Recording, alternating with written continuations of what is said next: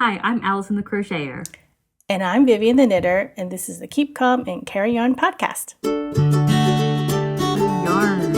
I said yarn. You gotta emphasize the carry yarn.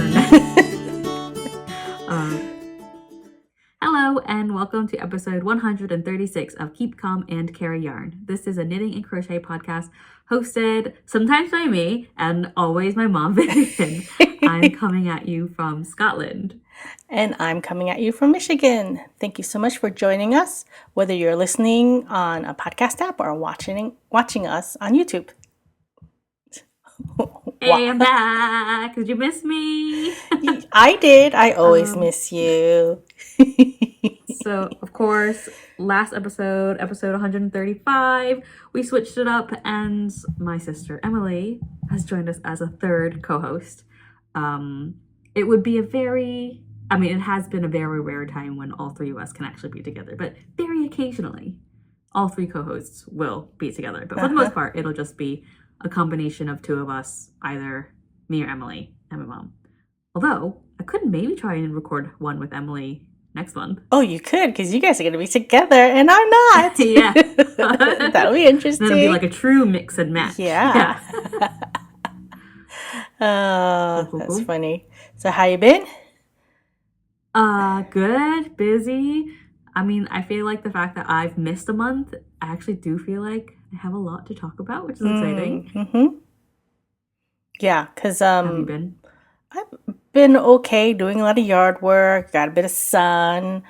My hands are sore, and my butt is sore from digging. But anyway, so that's kind of bled into my crafting time. So I haven't really been crafting as much, but I still have things to talk about. Mm-hmm.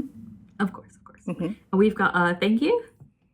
Yeah, Knitting Bandit 1, whose name is Lorna. She lives in Northern Ireland, and she said hello.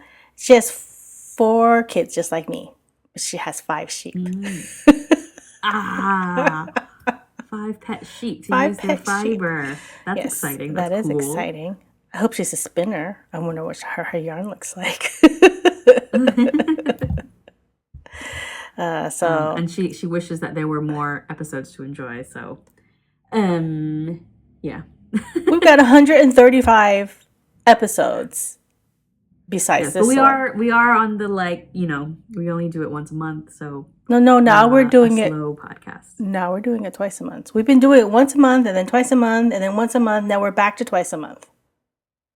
I see. So I thought Emily and I were swapping out months. You're doing it with both of us each month? Yeah. Oh, I thought I was getting off the hook. No, you're not. Oh God. Yes. Well, on our little bio blurb on the iTunes, it still says that we're a twice a month podcast. You never changed that. I never edited that. Right. Well, I guess good news, Lorna. There will be more episodes. Yep. Cool. Shall we jump into our crafty content? Yeah. Yes. Do you want to? How many whips do you have?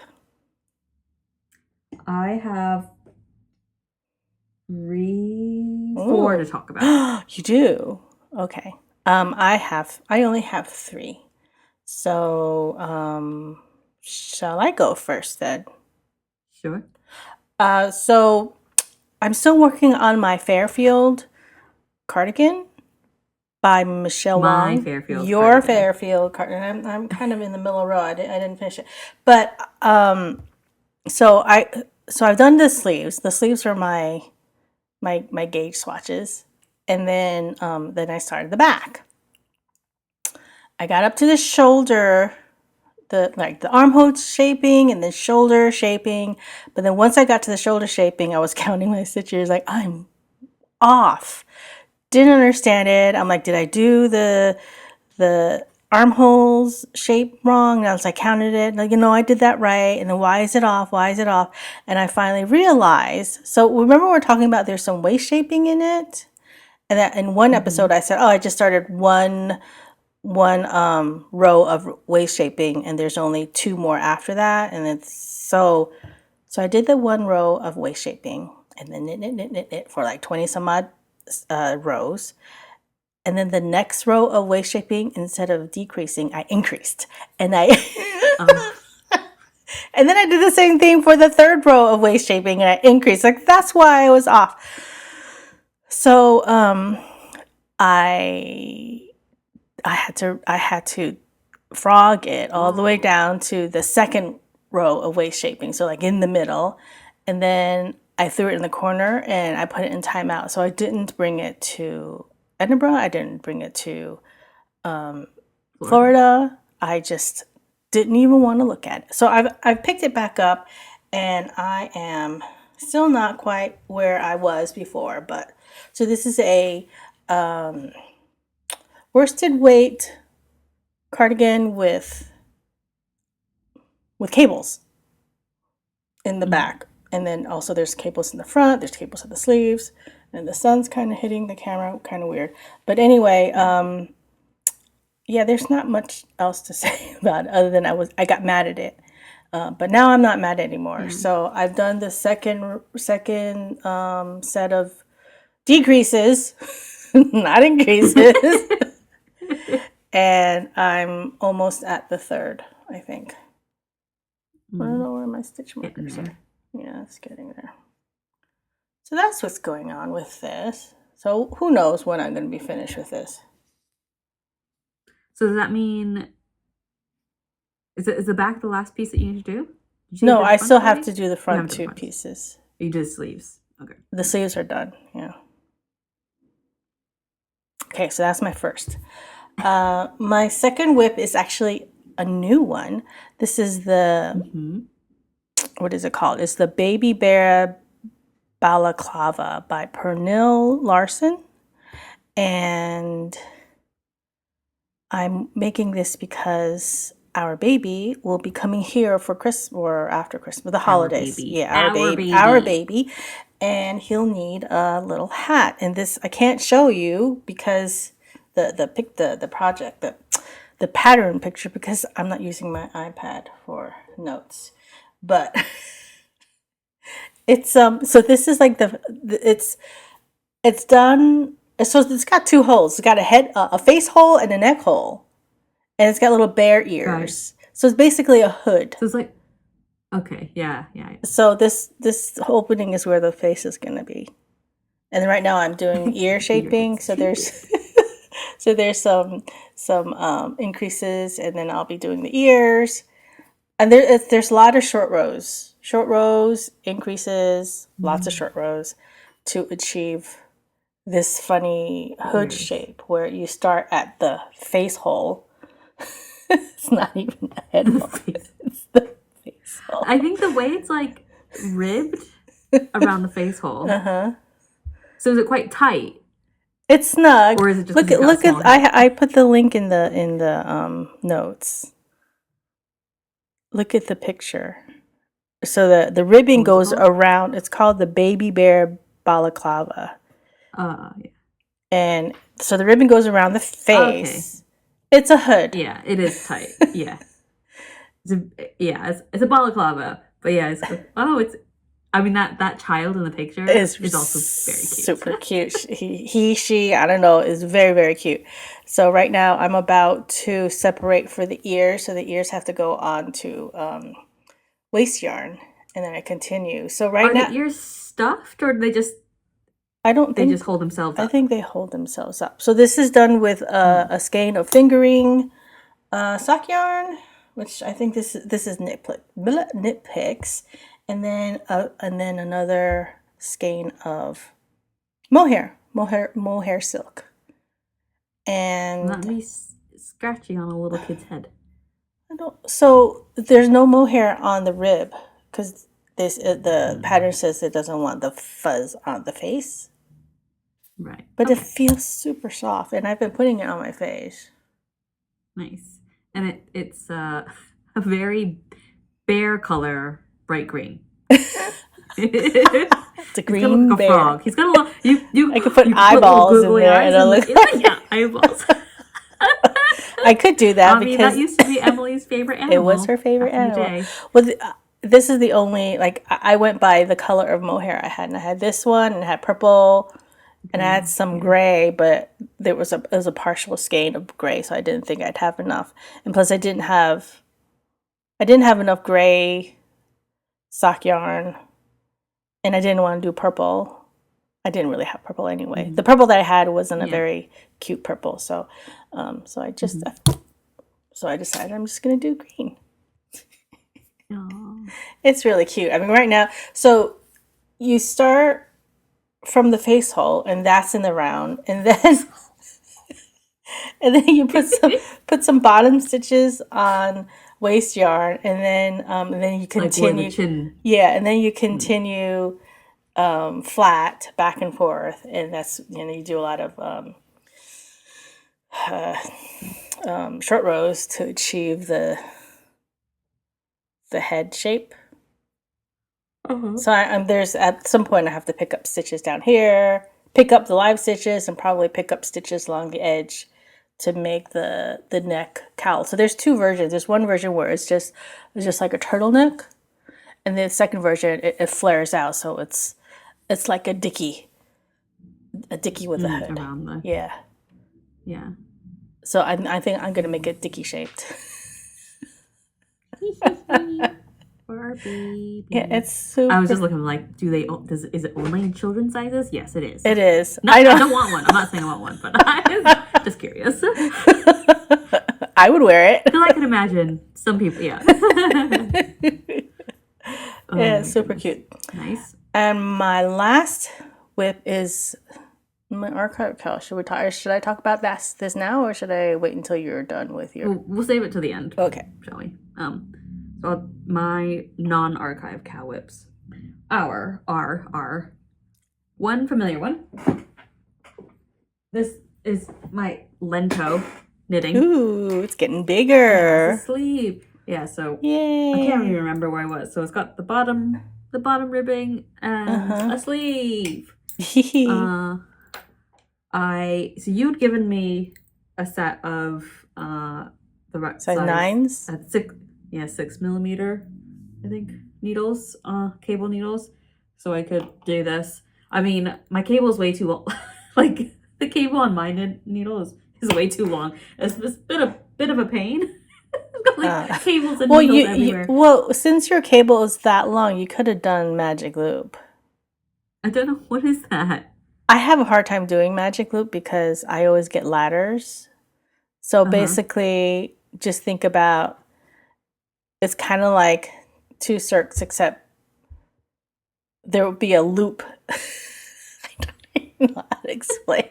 Just look it up, magic loop. You could do magic loop, but I find it fussier than 2 circs. Yeah. I didn't understand how this, like, when you gave it to me, I was like, okay, yeah.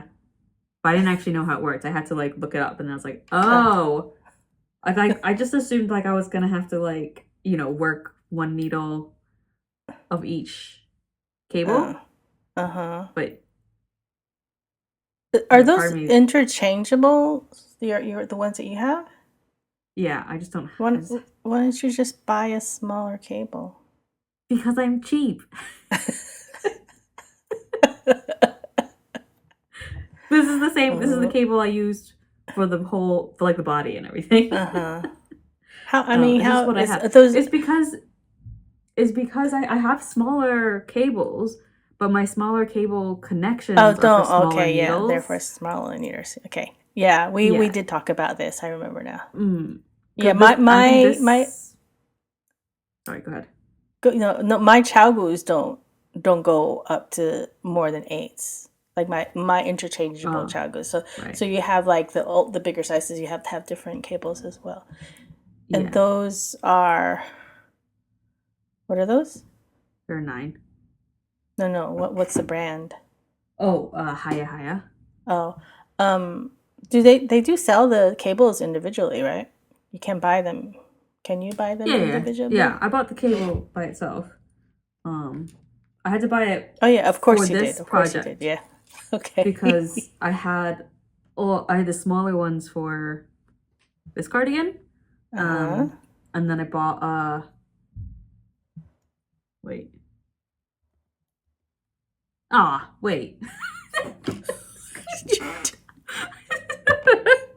Okay, I need to check my notes. This feels right. Okay, I thought these were 6mm. Are you using 2 different sizes? No, I think this is. No, I think I'm good. I think I bought the 6mm because that's what's in the pattern, and that's what I swatched with that, and it was too big. So I went down to a 5.5. So these are 5.5s. I think I just have it in my head that they're 6mm that I'm using, but it's not. I'm using 5.5. So 5.5s are size 9s, correct? Yes, they're size 9s. Okay. Which is what you gave me. Okay. So anyway, I now need to do the ribbing for the sleeve. I did an extra decrease, and I need to do the ribbing, but I can't find my needles for the ribbing. So I brought them out with me this weekend. I went to Gal Shields, and I brought them with me because I was close to getting to the ribbing section. So I was like, I'll bring them with me in case I get to the ribbing, like, on the train. It was in my bag, and then it was my backpack, and now it's not in my bag or my backpack. So I must have put them somewhere. I don't know where I put them. But they are the needles that you gave me way back when to make the pussy hat. So they're wooden. They're the green wooden ones. So if I can't find them, I might just go out and buy the Hayas because I don't have that size in the Hayas, and I do like them better because they're slippier. Yeah, I don't like working on wood anymore, but every once in a while, if I'm working with like silk yarn, it's really slippery, and then it's like on the metal, it's quite slippery. Yeah. But I'm sure there's somewhere in this house. I'm not sure where. So we got that, and then I have another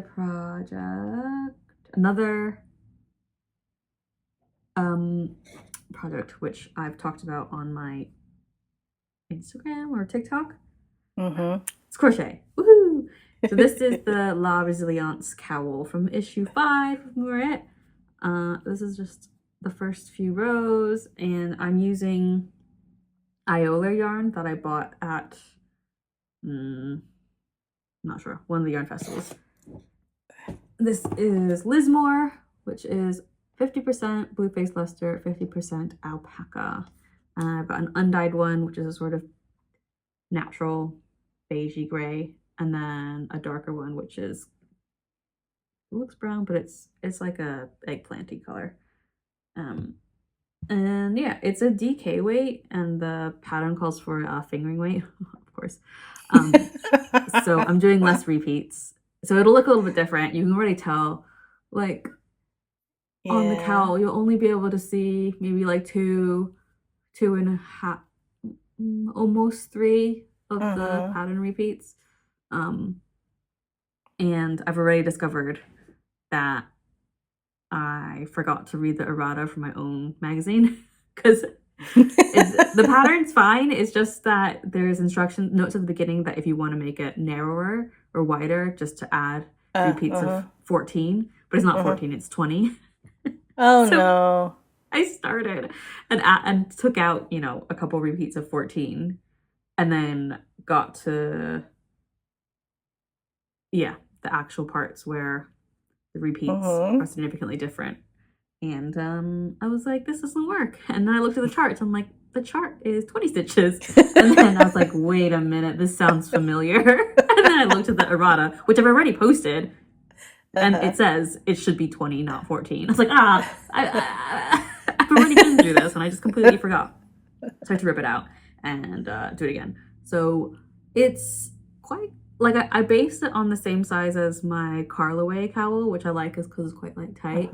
But part of me is thinking, like, oh, maybe I should have made it a little bit wider because it's, like, a chunkier yarn. And because the repeats are tall.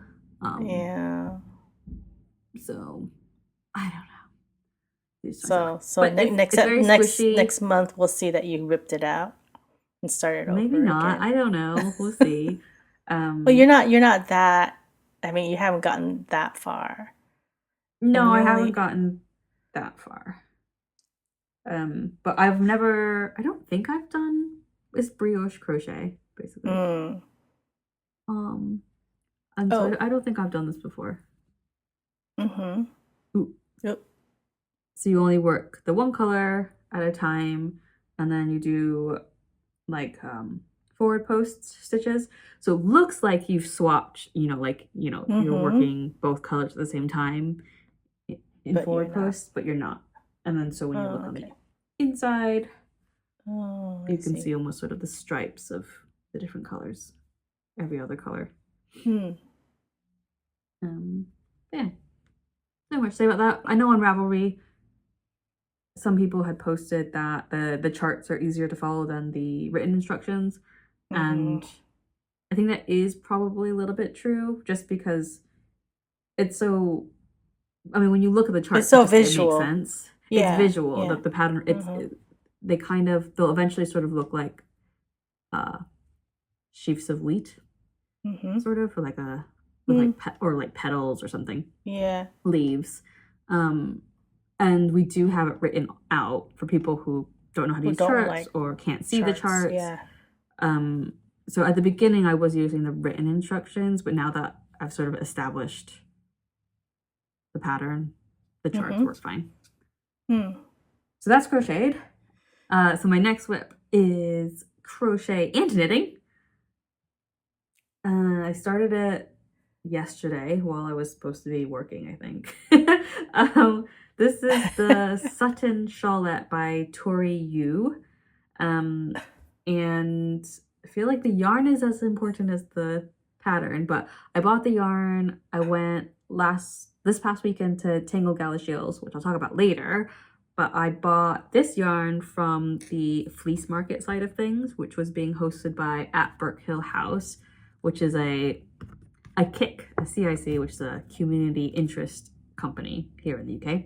Oh, okay. And it says they are a not-for-profit organization in the Scottish borders which offers animal-assisted activities with our alpacas, goats, hens, ragdoll cats, and other animals, and crafting with a focus on fiber processing and upcycled/reclaimed materials. So they had, it was the Fleece Market, and I'll talk about it later, but they also had yarn from said alpacas.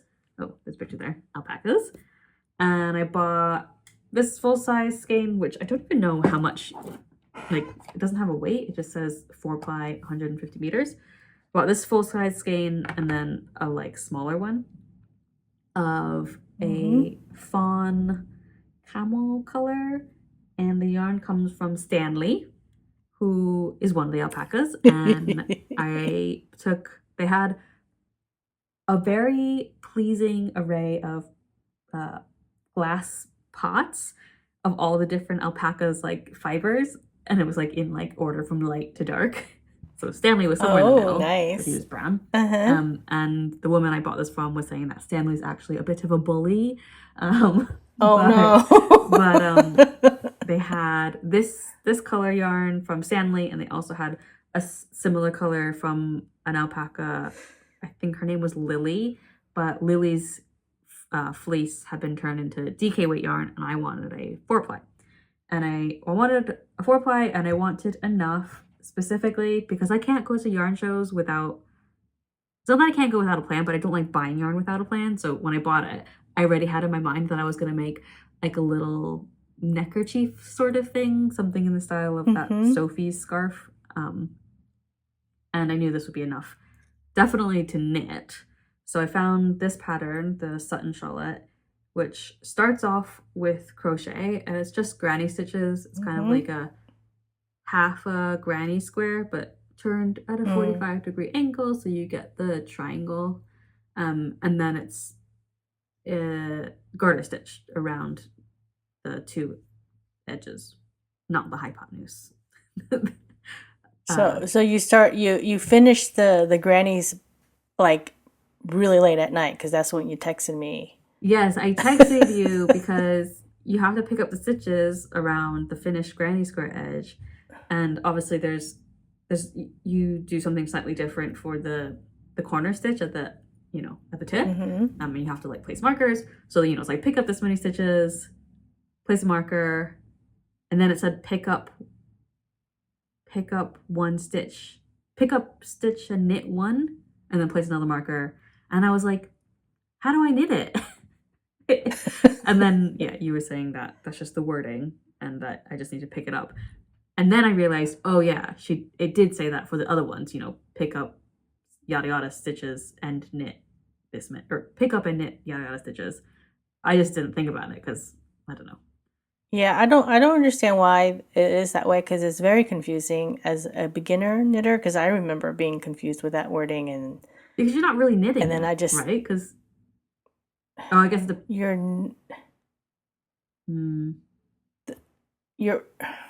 does it depend on how you're picking it up? Yeah, I mean you're knitting it through that whatever strand you're picking it up from, I guess. It's just confusing. Can you pick up stitches purl-wise? Yeah. Yeah, you could. Yeah. But, okay, so I guess that makes sense in that, you're picking up stitches in a knitting way or a purl way. But I feel like because you're picking them up along the crochet edge, it's not like knit-wise or purl-wise. It's just in the crochet stitches, which is you can. No, you can't, because then you would just like pick it up from you stick the needle in the other way, so you're purling. But anyway, it is a very confusing wording. Anyway, that stumps a lot of people. Yes, so I was working on that late at night because I don't know why, just because. And it's because it was. I remember it being kind of late for me too, or late-ish. Like it was in the evening. I think at that point I did decide I was like I could just figure this out tomorrow, but I was like I just need to know because I'm confused. But yeah, it's 100% alpaca, so it feels nice and soft, and I think the knitted portions, at least now, I think feel softer than the crochet. But I did try a few different size crochet hooks, and I ended up going for the smaller one because when I crocheted it with a bigger hook, at least it felt to me less soft, which seems counterintuitive. Well, there's so much more texture involved when you're crocheting, so maybe that's why, like, at least it feels softer in the knit part versus the crochet part. Maybe, or it's like looser. I don't know, but I was thinking maybe because in the with the smaller hook, because it's all like more condensed and closer together, I'm just feeling more yarn versus when it was bigger hook, fluffier. Yeah, like, well, with the bigger hook there was more space in between each strand of yarn, so I'm kind of you can feel the spaces. Yeah, I'm feeling the spaces as opposed to just like the yarn by itself. Yeah, well, I mean, it would feel even softer if the knitting part was stockinette versus versus garter stitch too, because there's more texture in garter stitch. Yeah, it is interesting. Because the Sophie scarf is garter stitch as well, I think. I have no idea. That's just the thing people have decided. Anyway, so I mean, in theory, this won't take me very long, but I'll probably forget about it for like 2 months and then be like, oh yeah, I never finished that. Oh wait, I took out my scale because I was going to see how much I actually bought. Like, weight-wise. It's like 55 grams. So maybe, I think I bought probably like 75 grams, 80 grams. And then, okay, I should get one of those fancy scales like you have. It's not fancy. Well, little, that you can do like, it's... Yeah, so rather than using a kitchen scale... The increments. Yeah, I bought I have a little scale that goes up to 0.01 grams. I bought it for designing. I know, but sometimes it's good to like measure your yarn, weigh your yarn, like And then when you're done, like weigh it again to see how much you've used, especially when you're putting your notes in your Ravelry and you're like, I don't know how much I used. And was it exactly 100 grams or was it 101 grams or 100.5 grams? Yeah. Or 105.37. So, and then my last whip is my archive cal, which of course I didn't finish because I never do. But I have finished the front panel. So this is the Acre sweater, which is an issue of Pom Pom, and it's got the color blocks at like angles that are on a diagonal. Yeah, that are on a diagonal. So this is done, and then I've literally just only started the back panel, and it's essentially the same thing, but the neck hole will be a little bit shallower because it's in the back. Okay. Well, now since you've done the first, the front side, you'll know how, because you were mathing and doing just like readjusting stuff. I rewrote on the fly essentially the. So, yep. Looks good. That's it. I like the colors. Wait, who's it by again? Judith Brand. I want to say. Yeah. Is that right? Okay. Yes, Judith Brand. Nice. Yes. Okay, well, I didn't finish my archive cal project for the very first time. Is this the first time you not finished specifically an archive cal project or any cal that we've done? So mine is the Yell cardigan by Marie Wallin, and I have I started the sleeve steek stitches. Over here you can see the vertical stripes, and the middle one is where I'll be cutting. So I still have, that's what, 2 inches? I still have like 5 inches to go before, well, basically up to the shoulder. So it's coming along slowly but surely. I'm still doing the jacquard ladder back in the back to make it stretchier. And I really do like this design. I don't really like the 2 color bits where it's like mostly the body. It gets really boring. And so next time, if I do a color work sweater that's all color work, I'll have to make sure that either has bands of different colors, or even I think if it was different bands of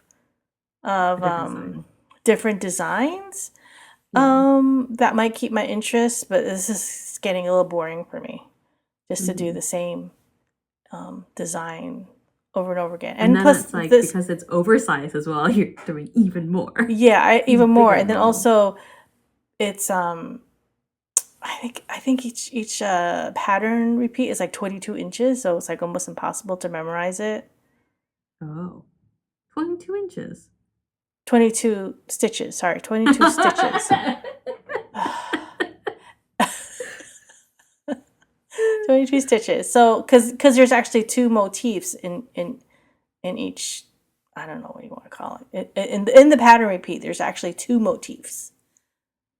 You know what I'm saying? But it's the same motifs, they're just alternating, right? Yeah, they're alternating, but it just makes it harder to remember. Yeah. And plus, it's not the only thing I'm working on, so that's probably part of the problem. But I do love the design. It's looking good. Oh, it looks kind of good with my sweater because it's got that yellowy green color in it. Okay, well, that's that. Maybe I'll finish it before it gets cold again. I don't know. I'm hoping I'll be able to wear it, this winter coming up. Yeah. I bet you will. Yeah. Hopefully. Right. Well, some other people I know have been more successful with finishing their archive cal projects. But we will pick a winner after the BuzzFeed quiz. Okay, let's do our BuzzFeed. BuzzFeed. Oh, so the full title is Answer 10 Summer-Themed Questions to find out which aesthetic you should rock this season. But I was just hovering over the tab, and there's the short version is Summer Aesthetics 2024 Quiz.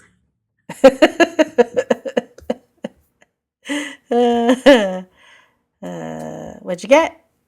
I got Ice Cream Girl. Not an ice aesthetic cream. I've ever heard of before. I'm assuming they've made these up. It says, Ice Cream Girl is an aesthetic based on lazy summer days and nostalgic treats. People who embrace this aesthetic typically love bubblegum pop music, clothing with floral prints, and spending days in the park. It's all about living in the moment and finding sweetness in every situation. Okay. I don't think that's me. I don't know how they picked anything with this. What did you get? I got Pastel Lifeguard. It's all about serving looks and saving lives. This aesthetic embraces light and dreamy clothing, surfing, and the beach bum lifestyle. You don't have to be an actual lifeguard to appreciate the immaculate vibes. I don't even know how much sense that makes. Do you think that AI wrote this? I mean, the picture that they're giving me is a woman in a yellow silky dress that's got like these sort of like ruffles on the shoulders, and then it's sort of ruched by the bust and with some like pink flowers, holding an ice cream cone, obviously.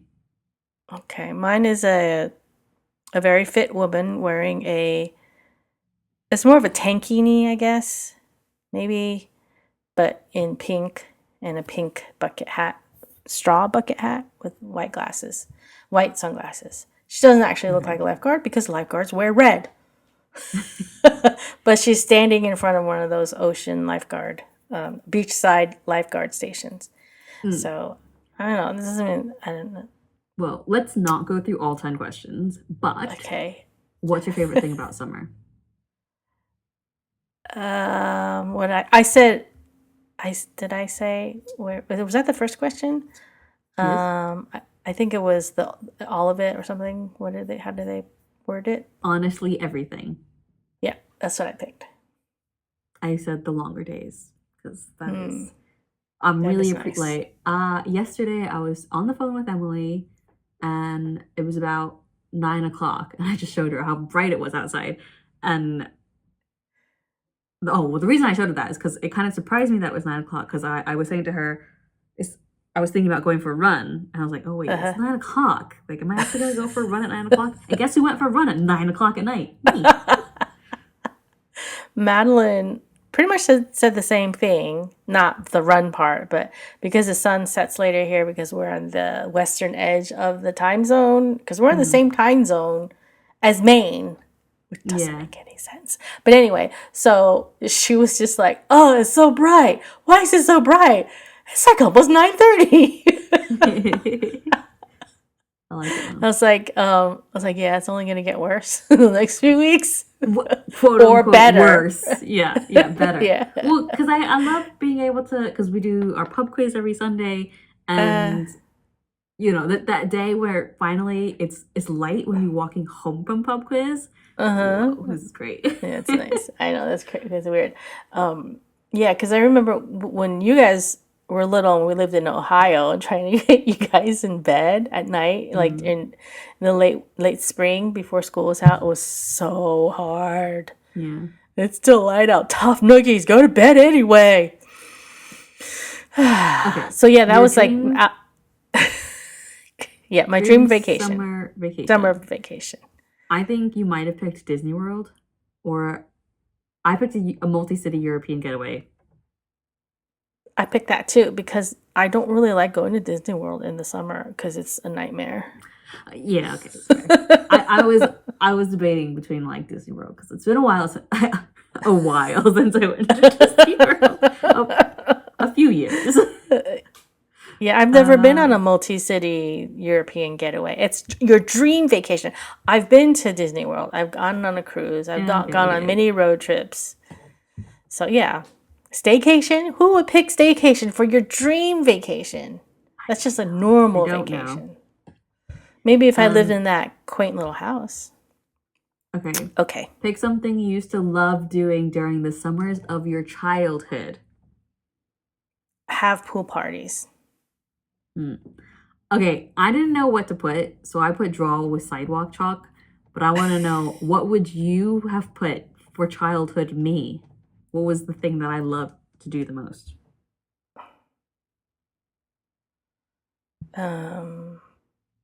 Going to the pool when you were a little. We would spend Yeah, the whole day I almost there. put the pool, but like it wasn't really a pool party, just go to the pool. Yeah, I mean, I've never had a pool party because we didn't have a pool, but like going to other people's pool parties, going to a pool, that was like, Yeah. yeah, we would spend like half the day or more, most of the day at the pool. That's what you guys would get so dark. And then Jillian would have these goggles because she would only put her face in the water if she had goggles on, and she would have these weird goggle tans and be so Reverse dark. raccoon. Yes. And you did make us put sunscreen on, so it wasn't even because of that. It was just how much time we spent outside. Yeah, yeah. Let's see. What's the last We have one? to. No, we have to pick the food one. Pick a classic summer food. Oh. That was hard, but I went for hot dogs. Oh, you did.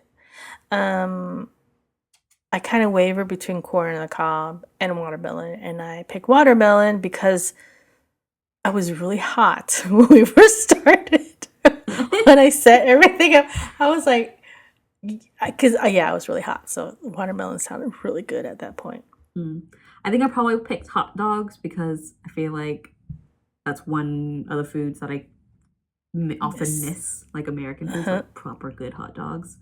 I'll tell Daddy to get you some hot dogs when you're in Boston.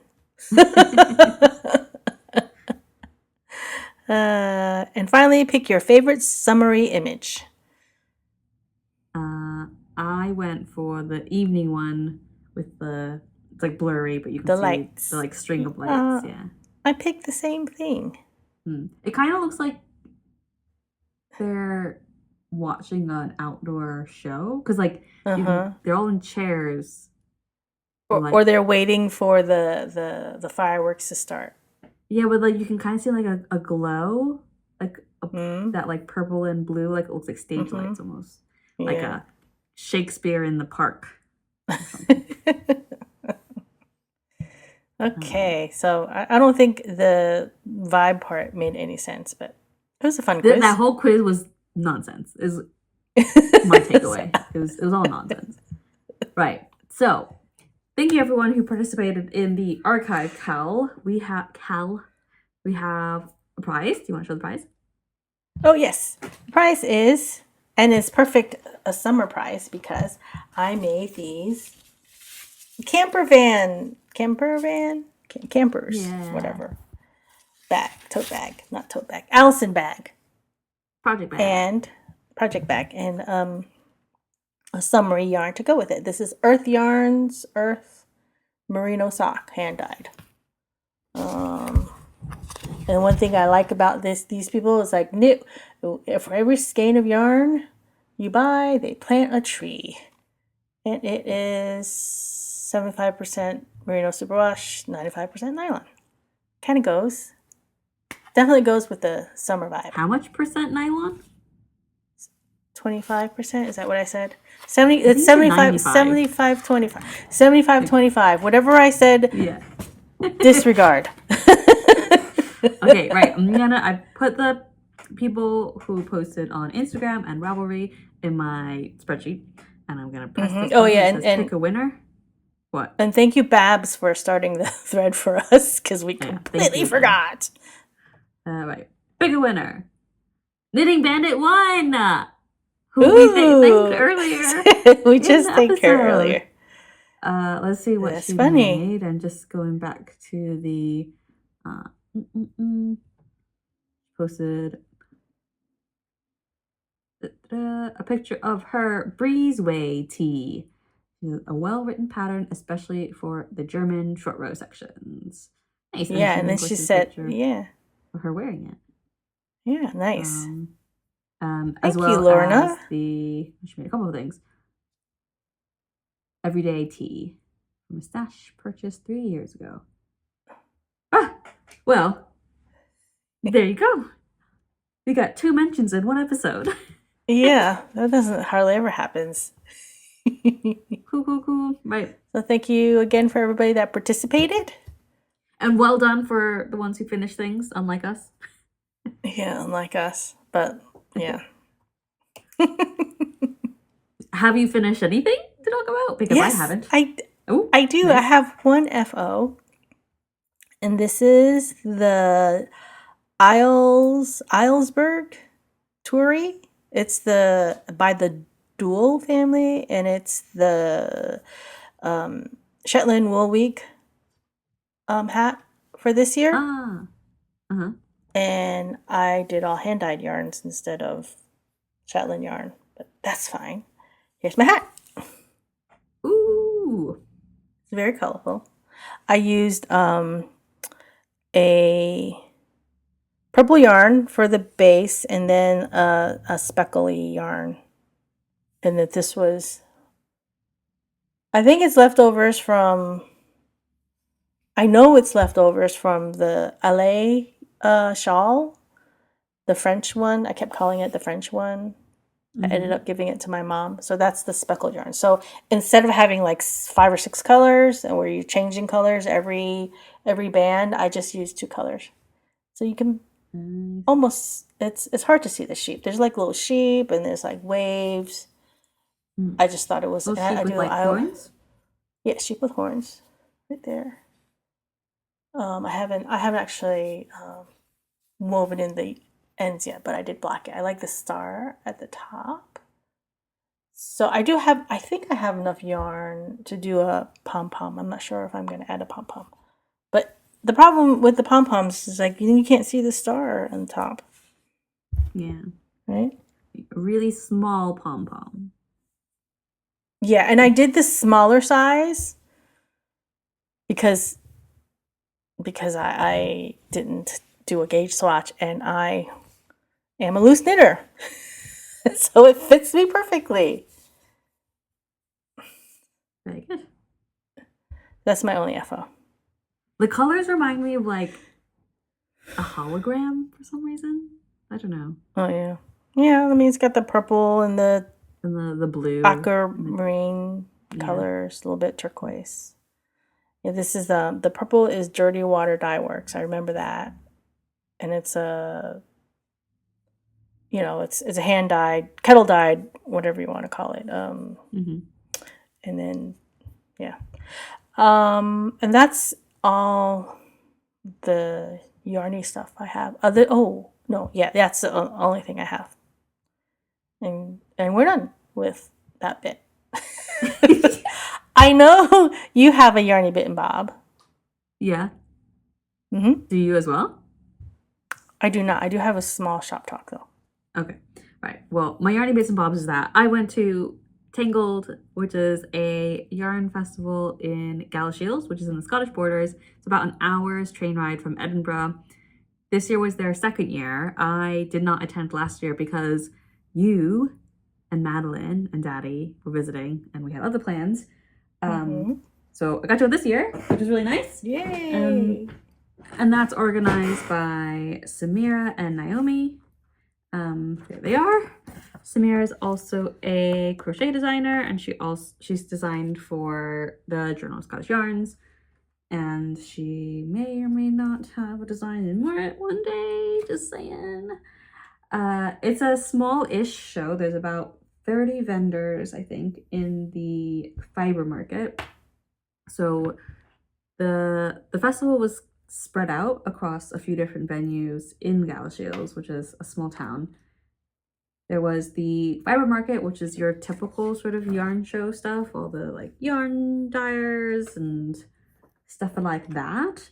And then next door, or just like a block down, there was the fleece market, like I mentioned again, and that was at Burke Hill House. and they had some finished yarns, and they also had raw fleeces, or fleeces in various states through the processing cycle. So you could buy like raw fleece, or you could buy like washed and carded, up to, I think washed and carded. I don't know if all those words are right, because I don't spin, I don't know anything about fleece, so I didn't buy any. I just bought the finished yarn.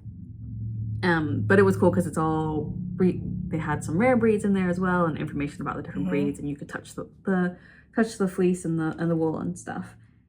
And then there was an exhibition and craftivism space you had to walk a bit away to get to, and so we checked that out as well, and that was just next to the Scottish Tapestry Museum, which we did not visit this time round. The Great Tapestry of Scotland. So I would like to go back to Galashiels to do the Great Tapestry of Scotland Museum. It's a really cute map in the program. Oh, nice. It was a really nice day. I went with my craft night group, who we have not actually met in a while to craft together, but we went. So, we all got the train together. Sorry? So you said that it's in different venues. So how many different venues? 3.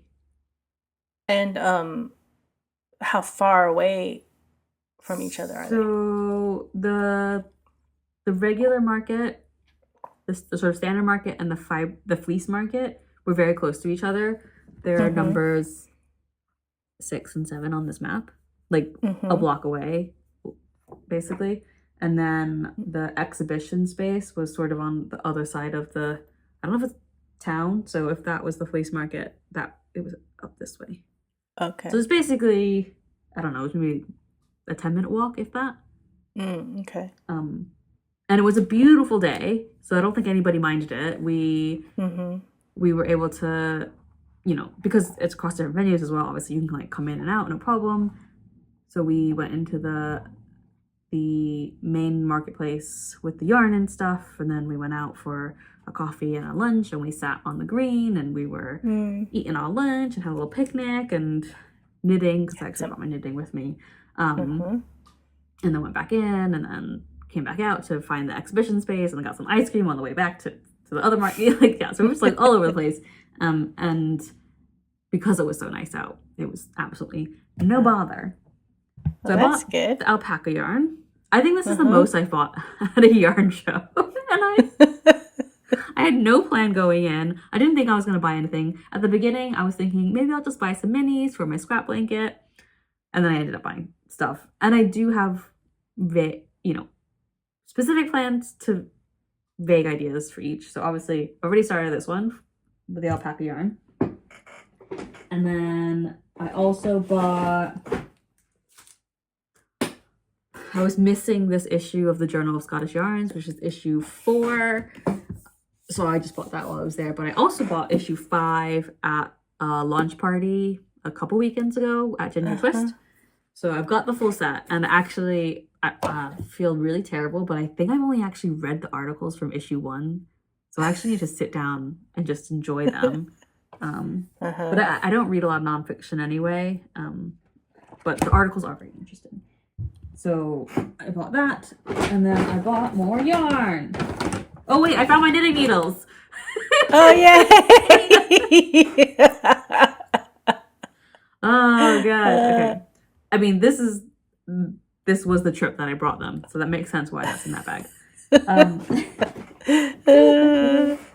Anyway, I bought some yarn from Whistlebear, which is based in Northumberland.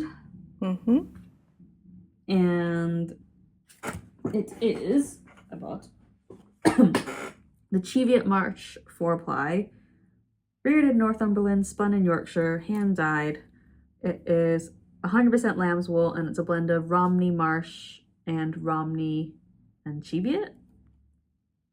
Romney Marsh and Romney Cheviot bread. I don't know. Romney and Cheviot. I don't know what any of that means. Types of sheep. So I've got the Moorland Mist, which is a naturalish color, but it's always a hand dyed. You can see like there's almost like bits of purpley, and then so it's sort of like a purpley gray.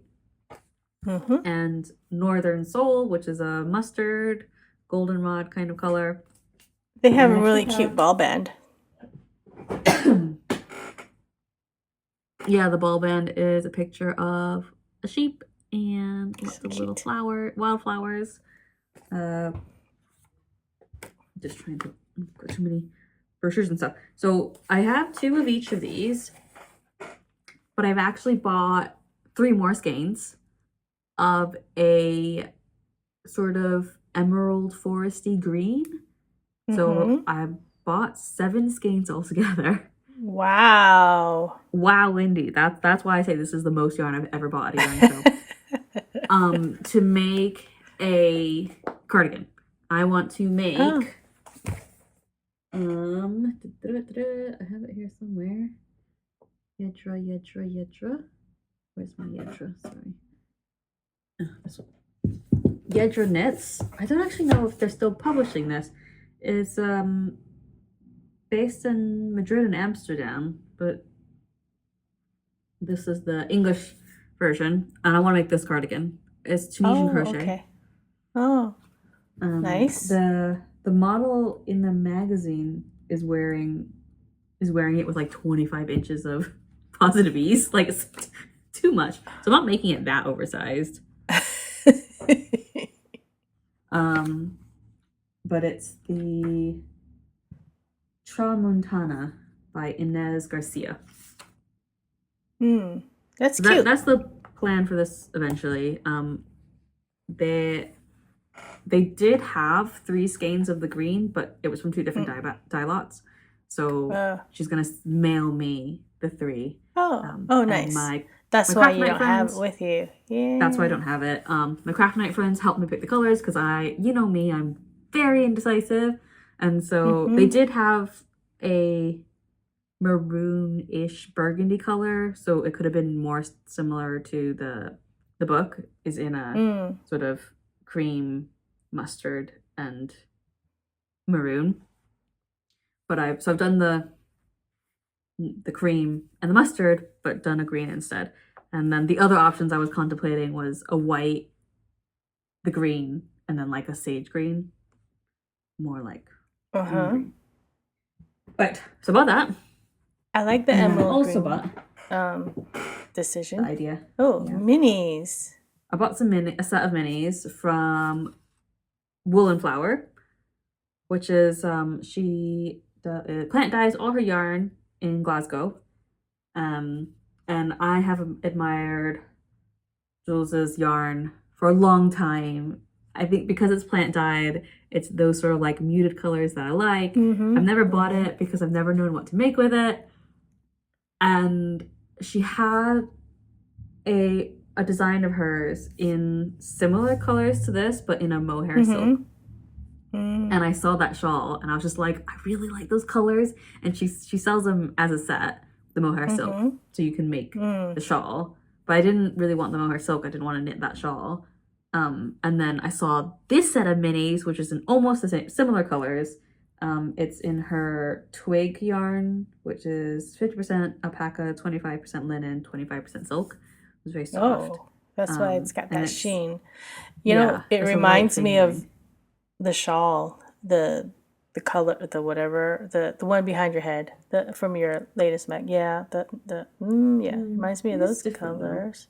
So it's got like sort of these 3 are sort of reddy colors, like a coral and like dusty pinks, a medium and a light, and then like a dusky blue and a lighter dusky blue.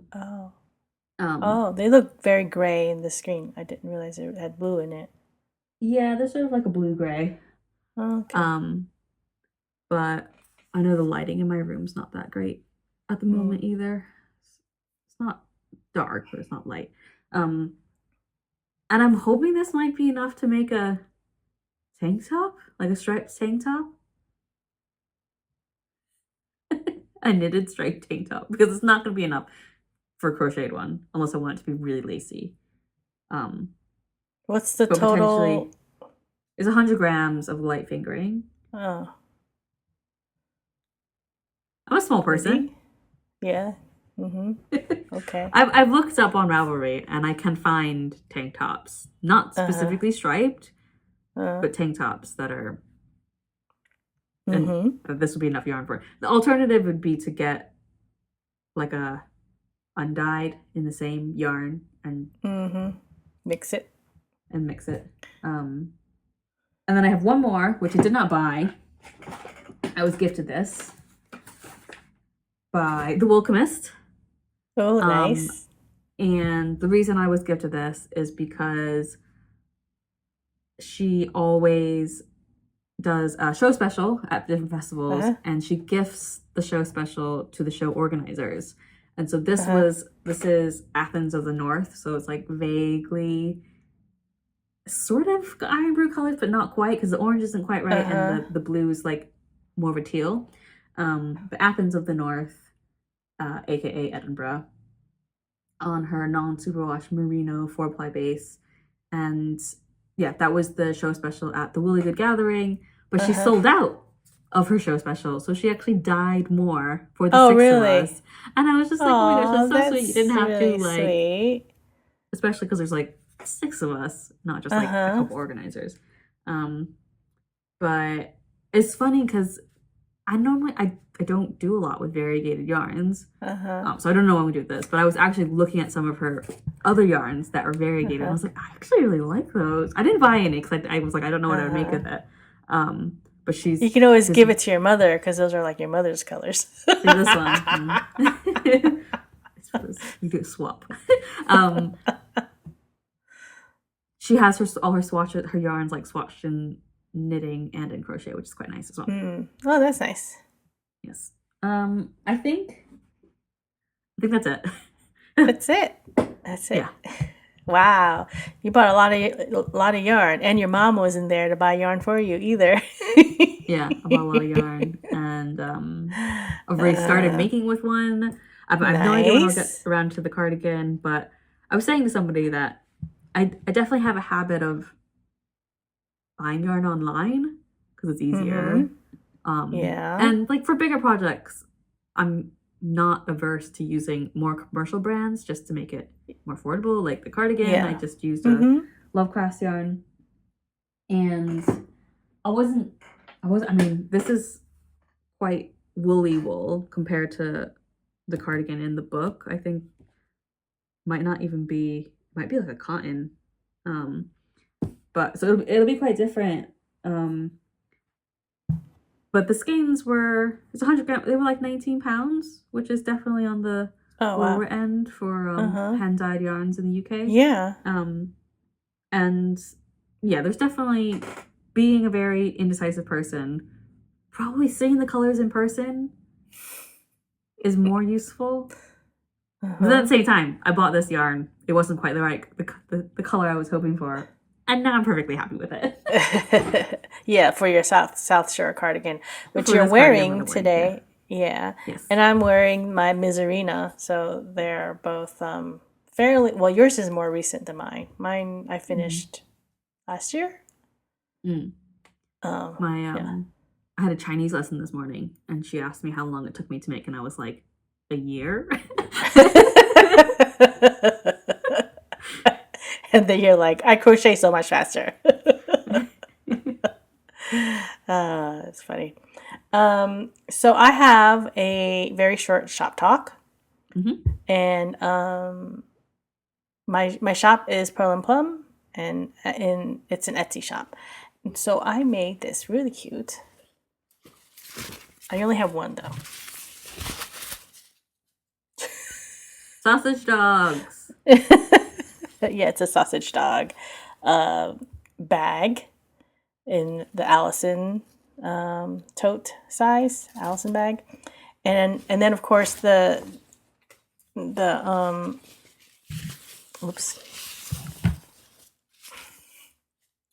camper one.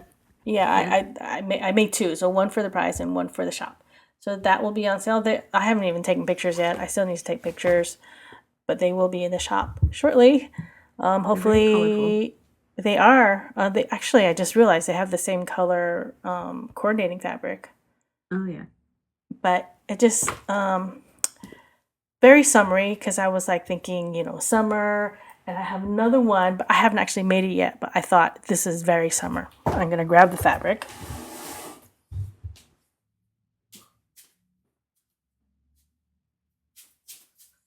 It's got flamingos on it. Very summery. Flamingos at the beach. So I thought this was really cute. So that will be made into a bag at some point. Hopefully before summer's out.